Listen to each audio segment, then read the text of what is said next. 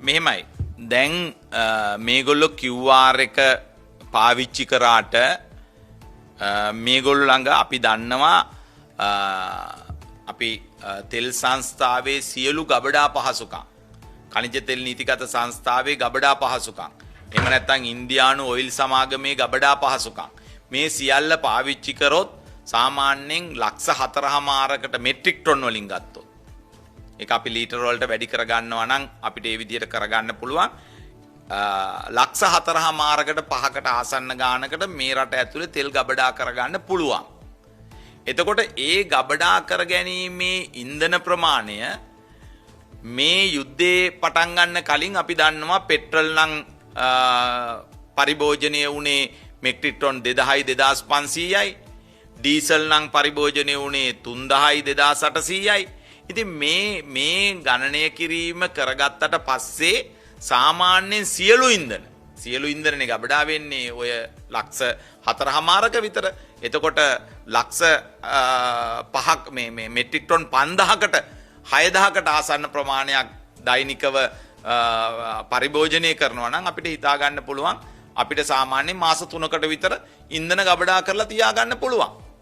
ඉතින් ඒ කළමනාකරණයේ සහ ඒ වැඩපිළිවෙල කරන්නේ නැතුව දැන් අද වෙද්දිත් සමහර උදාහරණයකට ගත්තොත් කඳුරට අපි ළඟ තියෙන බෙදා හැරීම් මධ්‍යස්ථාන 3-4කට මේ වෙද්දී දුම්රිය ප්‍රවාහනය කරන්න බෑ.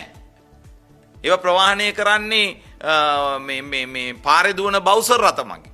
ඉතින් මේවා හරියාකාරව සකස් කරගෙන නැහැ. දිට්ඨ වලින් ඒ දුම්රිය මාර්ග කැඩිච්ච ඒවා තාම ප්‍රතිසංස්කරණය කරලා නැහැ.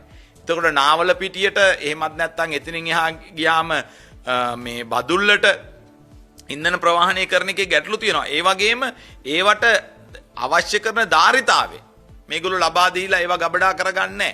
දැන් ජනාධිපතිතුමාම කිව්වනේ මූදේ තියෙනවා දැන් මේ වෙලාවේ මේ තරවුකරුවන්ට අවස්ථාවක් අපිට කරන්න දෙයක් නැහැ. නමුත් අපි කතා කරලා ඒ මිල ගහලා මේ ගන්නවා කියලා. ඉතින් ඒ මිල ගහලා ගන්න පුළුවන්.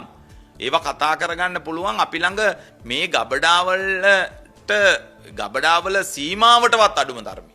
ගබඩා කර ගන්න ඕනේ. එහෙම ගබඩා කරගත්තා නම් ඒක හරියට කළමනාකරණය කරගත්තා නම් අපිට මේ අනවශ්‍ය බියක් ඇති කරගන්න දෙයක් නැහැ. ඒක තමයි විය යුත්තේ. අපි ඒ වෙලාවේ 2000 QR එක මුලින්ම ගේන වෙලාවේ අපි ඒ කටයුත්ත කළා.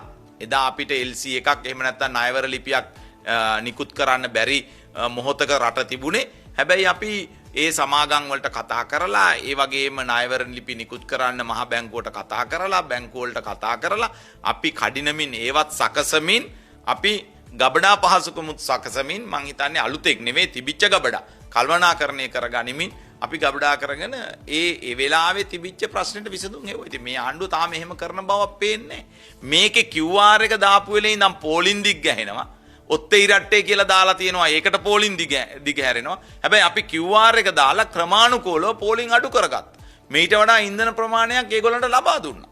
පස්සේ අපි QR එක අවසන් කරන කම්ම ඒ සැපයුම් මාර්ග ටික මේ පවත්වාගෙන ගියා.